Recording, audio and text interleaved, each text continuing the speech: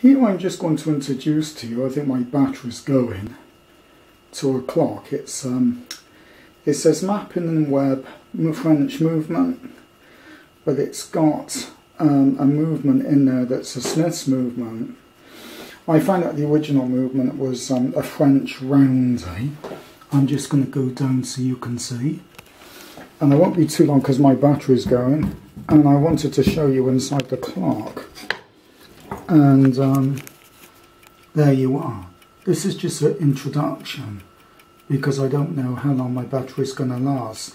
Now, the problem with this clock is that it had gone lubberly. In other words, it was hardly ticking. I cleaned it, but it still wasn't a lot better. Now, inside this clock, there's a type of escapement plate, very, very similar. See if I can get that to focus.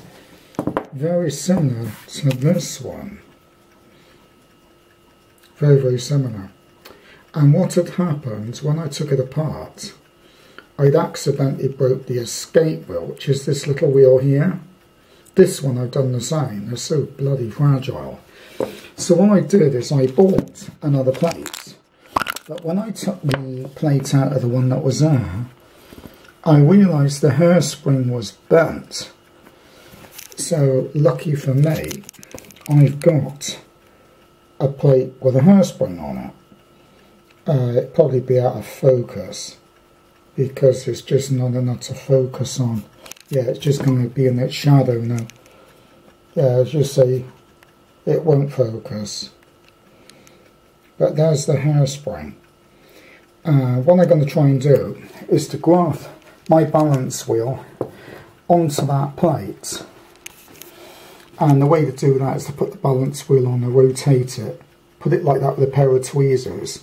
And then keep working it round, making sure that the impulse pin is in the same position as the other one. What I would do is place it onto a piece of paper and draw around it, so I knew its position, the other one, and then I just mark where that piece was on a piece of paper, and then I would just move it and then just push it and then keep doing that.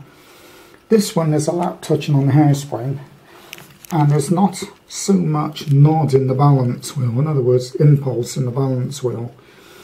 This one here is great. That one only takes about 10 times. This one, this will go on for over a minute without any power. It's just because it's a heavy wheel. So what I'm going to do is take the plate this out, which is a silver one in that one. See, it's still swinging quite wildly there. And do that. So I've got to make sure I don't damage that hairspring in the process, and make sure that that balance wheel, that hairspring's in the middle of the jewel before I graft it onto the other one, as I'd just be asking for trouble, won't I? So that's adjusting the curve loop and that to make sure that that is lining up with the jewel. So that's a little introduction to what I'm going to do. This clock has been cleaned by me. It was taken apart. The pivots were clean, the hands were put back on, the movement was actually there taken apart. The only thing I couldn't get apart was the drum. I don't know how they fixed the gear to it, the winding wheel, but I couldn't seem to find a way how to remove the thing. It looked as though it had been riveted, and it meant me having to take the spring out, and it should have been done, but I decided that it was working, so I'd leave that bit. If I took the hairspring out and broke that, no, sorry, the mainspring and broke that, maybe I should have done that, I don't know. But when I wind it up, the mainspring isn't gripping or making any grating noises. So as far as I'm concerned, there can't be a lot wrong with it. If it was making funny noises and it felt rough, then I would have to oil it. But considering it's not, then that's what I'm going to do. This clock is Burr walnut. Very, very nice grain on it. We're just going to do that. Very, very nice. And the clock was sold by Mappin and Webb, which is a place up in London, or as I call it, Londonian. So I'm going to call it my English bracket clock. It says French movement, mapping in webb, so it's probably made in England and a French movement put in. And what's happened is somebody in the past is put a Smith's round 3-inch car clock movement, because that's what they were used in. They were very common, movements Smiths made. And very dependable, may I add, too.